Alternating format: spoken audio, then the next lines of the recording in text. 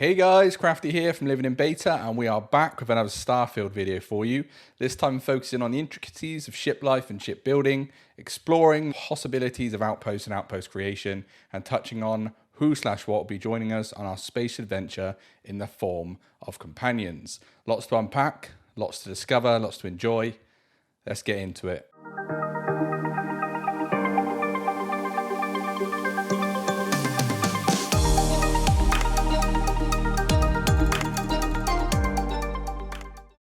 Before we get into ships and outposts, I think it's important to talk about who we'll be spending our time with whilst travelling through outer space.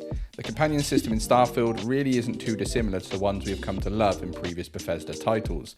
Companions can be found in the form of main characters in the game's story, like the members of Constellation for example, picked up on remote planets after helping them achieve a specific goal, or even hired as an additional crew from spaceports. Or let's not forget the trait-based companion in the form of your adoring fan. They come with a wide range of benefits as well, not only being able to bring one alongside you on your adventures outside of the ship, but also offering support on the ship itself, in various areas and within the outpost you set up across the galaxy. Within these acts is where they start to shine, as each companion comes with its own set of valuable skills that can benefit in each specific area. If we take a look at Sarah Morgan, for example, the ex-military soldier/adventurer turned Constellation's leader, they bring a broad range of skills, things like astrodynamics that allows you to travel further with the grav drive, which essentially is the jumps you do between planets and star systems that are light years away, and the ability to bond with your crew faster in the form of leadership ability.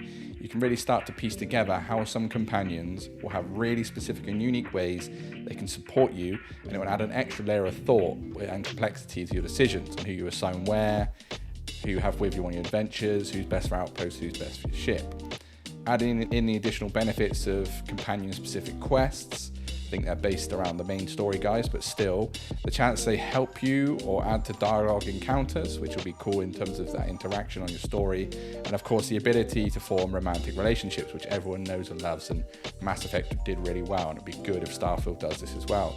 Companions are really going to be at the forefront of many fond memories as we journey through the star systems. Once you acquire all these friends, you're going to have to find a place to house them. Some games have homesteads, others have saloons, but in Starfield we have our glorious ship mimicking, in my opinion, the much loved approach from Mass Effect that they brought to space travel. I know I talk about Mass Effect a lot, but I love them, right? This will be a central base for you and your crew throughout your journey, with Bethesda's focus on seeing the ship as another character or home that you can make all your own. They've also stated their visual aim for ships was retro with an analog touch, lo-fi rather than sci-fi, making sure it looked lived in and had a worn aesthetic in places. A nice way they put it, it was the reliability of NASA meets the non-conformity do-it-yourself ethic of punk. NASA punk being born as the main art style of Starfield as a whole. And to be honest with you, they could have just left ships there and maybe some would have been okay with it, right? But instead they have allowed us to take the uniqueness and personality to a whole new level in the form of customization. Visiting any spaceports, there'll be a ship technician where you can purchase, sell and modify your vessel. It is here you can start putting together the building blocks of making your imagination a reality. Basic options like changing the color, quickly upgrading individual weapons/shields, or quickly changing other systems is a good feature for those who do not want to delve too deep into the creation itself. For everyone else though, there is the ship builder mode, which allows you to change the systems and the layout of your ship in any way that suits you. For example, adding a new habitat module can give you more room for your crew. Cowling can change your ship's silhouette and make it more unique to your style, and a grav drive, as we've mentioned before, allows for longer distances with space jumps, which is important to reach those faraway places. Each decision is very personal and circumstantial. It makes you feel like the ship is more your own. The team behind Starfield even showed off a whole host of ways they've designed their own ships, coming to a head with a Power Rangers Megazord mech type ship that would scare even the most dastardly pirates in outer space. It generally does seem you can customize almost anything on the ship itself, but the only barrier of sorts is making sure you keep an eye on the stats below in the creation window, as I have no doubt this is going to be important depending on what you wish to achieve with your ship. I think this leans heavily into the idea of having like your own mini armada of ships that you swap between depending on your next mission or what your plans are in that specific part of the game. Maybe something small, fast and nimble is good for dogfighting, where something larger with more storage could be good for resource collection. I'm just, making things up here, but you can kind of get where I'm coming from. I can't wait to really play around with this and see what can be achieved. But it doesn't stop there. The creation choices you make don't just affect your stats or external look, they also affect what is going on inside your ship. From crafting modules for building out those epic weapons, places to show off these weapons and flex on any new companion who comes aboard, to mess halls to give your crew a place to gossip and pretend like they like each other. This really is great, a personable way to play the way you create something that's unique to yourself. I can see this becoming something really cool to show off and share amongst the community. Once our ship is built and the crew assembled, we will of course be venturing into space, and with that comes the chance for combat. Ship combat does seem to be a key feature in this game. They referenced it's not just about hitting your triggers and hoping for the best, they want us to really think about what is needed in each encounter. Things like being able to assign power to different parts of the ship depending on what you're trying to achieve, allows us to once again hone our skills and feel even more connected to something we have built. I've always wanted to be like a Star Trek captain and tell someone to assign more power to the shields. The kid in me is very, very happy. Mr. Scott, give me full power. It's not good, Captain. I cannot reach the control panel.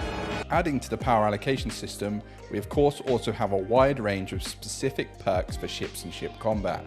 An example they gave was a perk named Targeting Control Systems, which allows us to zero in on a specific subsystem of the ship we are targeting, showcasing things like stats and power assignments, which allow us to get the upper hand or adapt our style to their weaknesses. Another great feature, and important, as we all know we want to win dogfights, board ships, loot ships, and steal it for our own. Space piracy is real, kids. So that means I'm going to be taking a craft over in international waters without permission, which by definition makes me a pirate. With Outposts, we have a place to maroon those crew members or companions that are really starting to get on our nerves, leaving them on a desolate planet farming resources to fund all the fun we'll be having with the crew we actually like aboard our ship. From the showcase, it looks like we can place outposts almost anywhere on any planet. They're broken down into habitat modules, filling all different types of purposes, shapes and sizes, giving the option to make an outpost a home away from the ship by adding things like crafting and research stations, for example, to use any resources we find on that planet. Also, assigning crew or companions to work at them will be useful for adding bonuses from certain members, which can help when then you're setting up extractors to harvest resources whilst away, for example. The creation of these outposts looks very intuitive as well, with Bethesda introducing a new fly cam which allows us for a top-down creation of outposts versus just having that first-person building only experience. This is really good for planning the overall outline or foundations of your structure. Then you can go first-person to decorate inside, something I think would have been taken from the many creation mods the community made when supporting building in Fallout 4. At least it has similarities. There also looks to be 6 outpost stats you'll need to manage as you build your base as well. Cargo, showcasing how much storage you have. Crew, how many crew it takes or needs to place that item or use that item. Needed PWR, which is the total power required to run everything. Total PWR, which is the total power currently being generated. Production, the amount of resources that have been generated over time. And then build limit, the budget you have to build, which is very similar to, again, Fallout 4's building, right? Adding this to the specific resources required to build certain parts of the outposts, with aluminium, sealant and lead, 3 main things needed, it means the player does have some things to think about when, creating outposts. There hasn't been a lot of information shared as of yet, but I think the goal here is fairly easy to understand. It allows the player to create various footprints across many star systems and reap the rewards of what the planet may offer, whilst adding in a small management aspect to the game that may satisfy every type of player. When you think about everything that is needed to make the perfect great RPG, some want great character customization, some want in-depth skill trees, others want a mesmerizing world that they can get lost in and forget about life IRL. And then we have those who want the little bit extra in the form of in-game systems outside the traditional makeup that kind of sets the game apart from others in its genre. I think it would be hard to argue with the fact that Starfield may just cater to all those areas. Let us know down in the comments what you're most looking forward to from Starfield and your opinions on what you've seen today. But for now, thank you very much for watching this video. Like the video if you like it, share with your friends and family, subscribe for more content like this one, and remember, we are not alone.